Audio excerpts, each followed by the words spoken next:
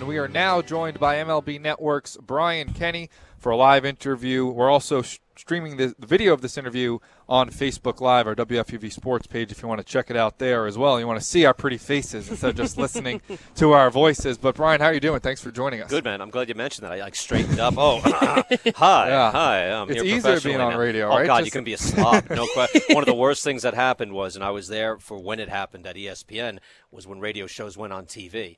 And it went from so chill to suddenly, oh, hi. And they would tell, in the beginning, they would tell you, hey, look at the camera and play to the camera. And then you realize, no, don't play to the camera. Like, do a radio show. And let the cameras just cover it. But, yeah, that suddenly you had to get dressed. That was the worst. So we're on edge right now. Is basically yeah, what that's we're it. saying. Now we're back. You look good, though. You look good, though, Brian. I'm chilling. I'm all right. I don't know about Tom. He doesn't really look that good. But, Brian, you're looking fantastic. So, Brian, you're emceeing the event tomorrow, the induction of the Hall of Famers. First time doing it. What has your preparation been like for that? It's been looking through the roll call. My basic job is as the job of the MC, and I've been coming here for about 30 years, whether it was George Grand or Gary Thorne, is to do the roll call of the Hall of Famers.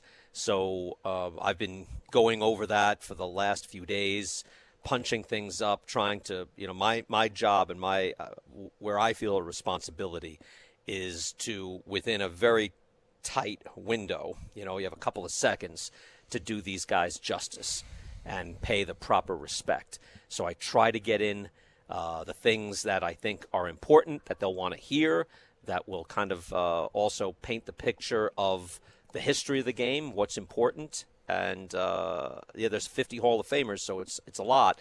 But I've been just, writing and rewriting and making sure everything is sharp. And then today I will, it's never the writing, it's the rewriting. It's right. That's the tough part is like, okay, I'm going on too long about Gaylord Perry. I need to excise one sentence. And, when you write anything, you don't want to take anything out. Right. And you'd like to go on and on about these guys, but I'll have to just tighten it up. But it's a thrill. It's a thrill to be able to have that position and that responsibility. Brian, obviously working for MLB Network, you come here every year ever since you've been working for there, but this is your first year as MC. But you've been coming here, obviously, and you're pretty familiar with Cooperstown. What do you love about this city, or town, I guess you should call it? Yes, the village of Cooperstown. It is. I've loved it since I've come up as a kid. My mother and father would take me and my sister up on camping trips in upstate New York. That was always my thing. My father was a New York City cop, and he loved taking, getting us and bringing us in a camper, and we'd be in campgrounds all around New York State. So that's when we first started coming here. I was about 8 years old. And then my parents actually, my father retired to upstate in Greene County in East Durham. He was an Irishman. That's an Irish resort town. And that's only about an hour 15 from here. So even when I would come up on weekends, we would just take a drive out here and see it. Then when I got married, my wife and I, we have 5 kids, ended up with 5 kids. So we were living in Kingston, New York, upstate. So we would start driving up here because we could always, if one of the kids was sick, we could get back. So right. I've been coming up here in various capacities with my family, again, for my whole life since I was 8 years old. Then I worked for WTZA TV in Kingston. And so that's only about 2 hours from here. So I would make the trip up here for induction weekend and do different stories. So I've been coming here a lot. Wait, I'm not done. My oldest daughter got married here at the Otis Saga a year and a half ago. How did you forget that? So yeah, I've been here a lot. Yeah, that's the capper to the whole thing. Sounds good as baseball. Yeah, so no, it was pretty good. A little pricier, but it was good. So yeah, that was a thrill really. Where they have the wedding is actually where the Hall of Famers gather on Sunday afternoon to take the official Hall of Fame photograph right in front of the lake. So that's a beautiful spot. So yeah, I love being here. We come here in the wintertime for our anniversary, my wife and I, and here quite a bit. So to be here on induction weekend is just another thrill.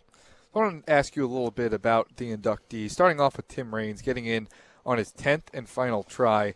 Well, first I wanted to ask what you just thought of him getting in. Does he deserve it? And also as a sort of a follow-up question to that, what do you think it means in terms of the Hall of Fame voters embracing the analytics movement? Yeah, I think that's part of it, although I wondered, like from the get-go, when he was retiring and I was doing my radio shows, and to me, he's an obvious Hall of Famer. You don't need advanced statistics to tell you that he stole a lot of bases and didn't get caught. Like, is that an advanced stat? I don't know.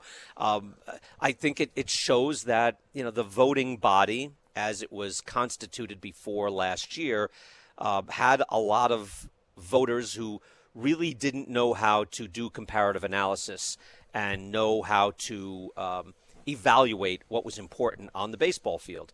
Meaning what they really vote for in a Hall of Famer is like just the most obvious players or guys who have gaudy 500 homers, batting 3,000 titles, hits. or home runs and RBIs. Right. So there's obvious guys like, and I even write in my book, Ahead of the Curve, that, I was doing my notes one year for Barry Larkin, and I thought, wow, the writers got this right. I have to give them credit. It only took him, I think, on his third year to be inducted.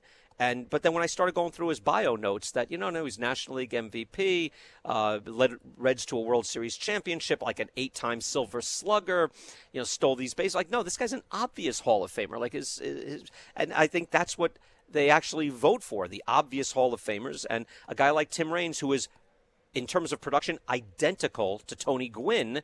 They somehow missed that because Tony Gwynn got there via batting average, and we liked that for many decades because that's what was important in 19th century baseball. Right. But Tim Raines, who got there via like a 285 batting average and a lot of walks and stolen bases, somehow they had trouble adding all that up. So, yeah, it's inexplicable to me that it took 10 years for him to get in, but it is a good sign that now the writers are recognizing that the retired writers who had the vote have now been relieved of their vote. And that was 109 writers. And I think the vote got a lot smarter in 1 year, and it will continue to get smarter. What about Pudge Rodriguez? Your thoughts on him, considering he's the second catcher to get in first ballot? No, he's an easy call. It's and it comes down to a lot with a lot of these players now with the cloud of steroid suspicion, right. Which there is around Pudge, which there is around Jeff Bagwell. I've done, fellas, so many shows on this topic over the last 25 years, and there's no perfect answer. I don't have a perfect answer. I'm not a narc. I'm not looking to victimize anyone. I'm not looking to accuse anyone unfairly. But I don't know if I would choose to honor players that, even if I had a strong suspicion that they took steroids. But there's no perfect answer. You can go performance only, or you can say, I think this is for players who didn't try to aid their performance unnaturally. But if you go performance only, look, Pudge Rodriguez, Jeff Bagwell, obvious Hall of Famers, obvious top 10 at their position all time. If you're top 10 at your position in the history of baseball, you're a Hall of Famer. Yeah, I agree. And you mentioned Jeff Bagwell. John, I believe you said you think the 7th try was about right for Bagwell. I personally think he should have been sooner, because I think just because he doesn't have 3,000 hits, just because he doesn't have 500 home runs, he shouldn't be penalized for not holding on a few. I mean, he only played 15 years, and most Hall of Famers maybe play 18 to 20. I think if he did try to hold on and just add up those stats, maybe he would have got those milestones. But I don't think he should be punished for just sort of going out on top. But I think for 6, 7, 8 years, his best 8 years are definitely Hall of Fame worthy, and that's what voters should look at. Do you agree with that, or do you think it's right that it took this long? If you're looking at it and that's a tradition that should basically go away, that hey, there's a first ballot Hall of Famer, then 2, 3, 4, 5 years. Jeff Bagwell, looking at the merits of his production, is an obvious first ballot Hall of Famer in my mind. I look at it differently. And look, when I was your age, kids, I used to look at it the same with the old style of way. I would look at, what are your totals? Total home runs, total RBIs. How does it stack up? Now I look at things since the sabermetric revolution very differently, where I'm looking at the slash line, the production of the player, which includes showing up and playing, and your WAR number and your total bases and the volume of your production. But Jeff Bagwell's a monster. He's a top 10 first baseman in the history of the game. He's a first ballot Hall of Famer. He's a great player.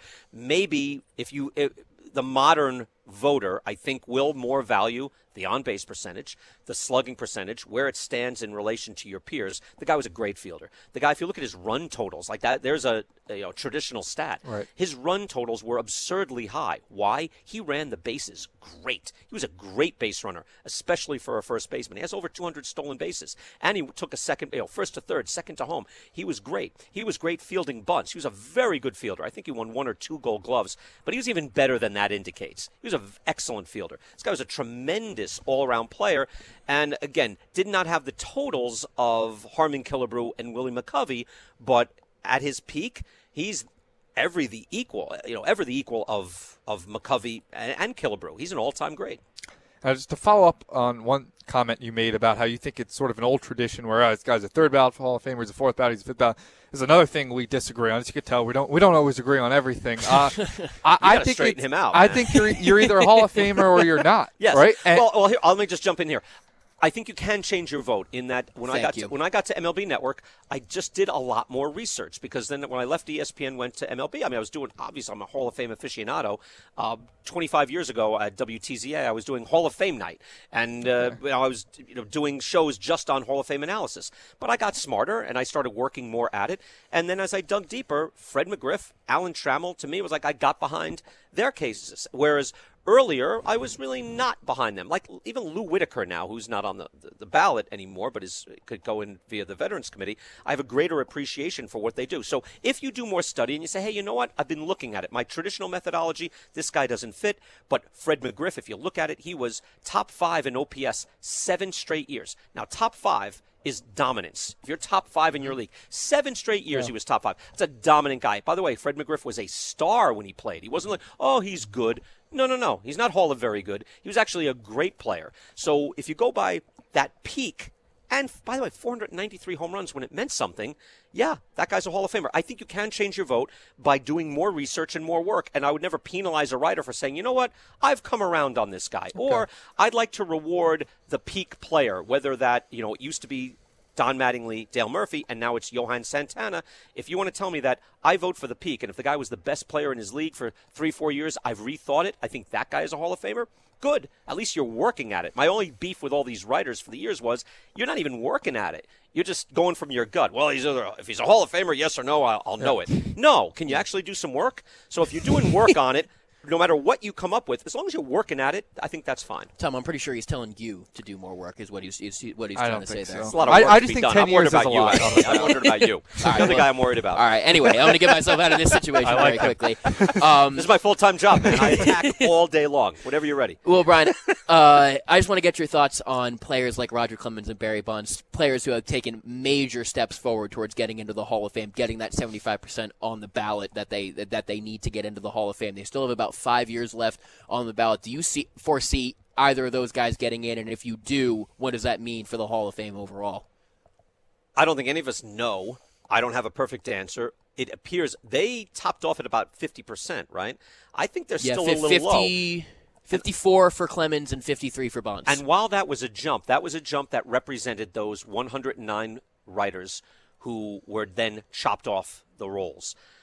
I still don't think they get in, especially with the new rule that went from 15 to 10 years. I think they'll run out of time. Now, our view is changing on this issue, or those who lived through the issue itself, those guys are aging out. You guys have a very different view of what happened back then because you're looking at it more dispassionately from a distance. And I know a lot of young people, including my own sons are your age, and they will look at it and they'll say, hey, you know what? It was a corrupt system. There was no testing policy. Why are we, penalizing these guys? And you're absolutely right. At the same time, I lived through it. I covered these guys. And you know what? It was known in the culture at the time it was not okay. You gained a huge advantage, even to this day, even though there's testing. Anytime you're going to put some hormones into your body, testosterone, human growth hormone, whatever the latest elixir of magic, youth comes your way, whatever it is, if you're taking it and you're doing it to gain an advantage, I would choose not to honor you. That's what I would look at. Okay. I would choose to try to honor the clean player. Now, at a certain point, yes, there's gray area. Are you going to be perfect? There's probably guys getting into the Hall now and over the last several years or maybe a long time that took steroids or whatever, again, steroids meaning performance enhancers, and that were against the culture. And if that is the case, yeah, it's not perfect. And eventually, if you want to just say performance only, that is probably the only stance that will stand the test of time. At the same time, I have lived through it, so no matter what people say to me on Twitter or anything else, and I have to go say hello to these guys, I'm going to introduce them, I will do my job.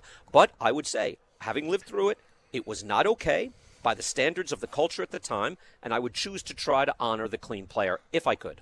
All right, so you're saying that, don't honor the players who broke the unwritten rules, but then don't you think it's a little hypocritical to put in the commissioner, Bud Selig, who allowed and turned his head the other way to let these unwritten rules be broken? I don't see that. I know where you're going with that, and I don't see it that way. And I'm not, like some pro-commissioner type. Like, and again, just through my career, I'm very pro-labor. Okay. I'm very much in favor of a player's rights and all of that. But having lived through it, the biggest impediment to PED testing through that entire era was not the commissioner of baseball or not the executives of baseball. It was the Players Association. Mm-hmm. Now, certainly, the commissioner could have stepped in and been more of a zealot and in trying to enforce these things, but he wasn't. And anytime it was they tried to put it in through the collective bargaining agreement, it would get shot down. Now, there's a whole dynamic at play here because the Players Association is basically run by the most powerful players, those who make the most money, hit for the most power, throw the most strikeouts and innings. Those guys dominate the room. Again, the culture of the room. Think of the locker room. Who runs that room? The best players. Mm-hmm. Frequently, those best players are doing what? Taking performance-enhancing drugs. So you had those players who didn't want to hear the little second baseman put up his hand and say, hey, shouldn't we be in favor of testing? Right. Isn't this more of a health and safety issue? Why am I protecting you when I should be protecting me? No, that didn't happen because you're in a locker room. You're a nerd. You're in a locker room. That's like Tom when he tries to speak up at FUV meetings. That's right. No, right. And it's animal kingdom, right? And it is. It's a little bit of the animal kingdom. So those who run it are frequently the guys who are taking it. And look, and I know the nuances of it. Probably a lot of these guys, even Bonds and Clemens, were probably looking around. And Bonds famously, there's that story where he looked around and said, oh, is this okay with everybody? Oh, so these guys, McGuire and Sosa, everybody's cool with this? What am I doing? What am I, a chump? And so maybe if that's the case, he did it. I understand that. But Bud Selig was the commissioner during this time, and he just happened to be along for the ride. At any time they tried to attempt to put it through, the Players Association, because of the relationship with management, having gone through the wars of the years with Marvin Miller in charge, fought it every step of the way because they were always at war with management. Understood. However, I think they should have been able to pivot at a certain point and say, this is more of a health and safety issue for our players than it is these owners are trying to get our blood and embarrass us and shame us. But they did not do that. So, again, Bud Selig, I'm fine with commissioners going into the Hall of Fame. It just says I think executives should go into the Hall of Fame. I think Marvin Miller is an obvious Hall of Famer. That's a glaring omission. At the same time, to pin this, he allowed this. He didn't allow it. He was there. A lot of the things, the commissioner is there for the ride. And he was there for the ride that this happened. And, yeah, it spun out of control, but it spun out of control on everybody, not just the commissioner of baseball. Absolutely. No, we'll get you out of here in a little bit, Brian, but what's your best Hall of Fame memory? We've asked that just about everybody this weekend, so we'll be fair and ask it to you as well. You have a lot of them. I was going to say, you probably have a lot. I got a few. Yeah, no, okay. But one was, I know, just from a personal basis, my daughter Camille was born July 1st, 1994. Phil Rizzuto was put into the Hall of Fame July 31st, 1994. And so I told my wife, I said, honey, I know you just had this baby. Good job by you. Everything's right. She's we had 5 children. So she's the youngest. So we have kids from, 10 to 0, about 5 of them. But I told my wife, I grew up listening to the Scooter, the Scooter and Bill White and Frank Messer. I grew up listening to these guys. The Scooter is like my favorite. I don't want to miss this one. Phil Rizzuto went into the Hall of Fame and he was going to give a speech, and I thought, I don't want to miss this. And my wife said, oh my God, all right, if this means that much to you, you can go, but we're all going. And so we all got in our minivan and drove from Kingston, New York, up here. We had a bed and breakfast that we knew about. We weren't staying there overnight, but we just stayed there for the day. And I came out to the field. It was like 98 degrees. We couldn't have the baby out there. But we drove up with an infant, 30 days old. My daughter, who's with me now, she's 23. And we went to the commencement, the induction ceremony. And I got to see Phil Rizzuto's speech, which was hilarious. It was everything I wanted it to be. And it meant a lot. I know you guys kind of missed that era, but Phil Rizzuto was a big polarizing figure. Should he be a Hall of Famer? When he got into the Hall of Fame, it was exciting, and I was so glad I was there, even if I dragged my wife and 5 children with an infant all the way up here. All right, well, Brian, good luck tomorrow. If you want to mention Tom Scabelli and John Furlong in that Hall of Fame roll call name, kind of just sneak us in there. Special thanks. Give us a little shout out. Yeah, so if you want to shout us out in the We'll crowd, love it. If I have some time to fill, I'll see how it we goes. definitely Yeah, well. appreciate that. But thank you so much for joining us, and good luck tomorrow.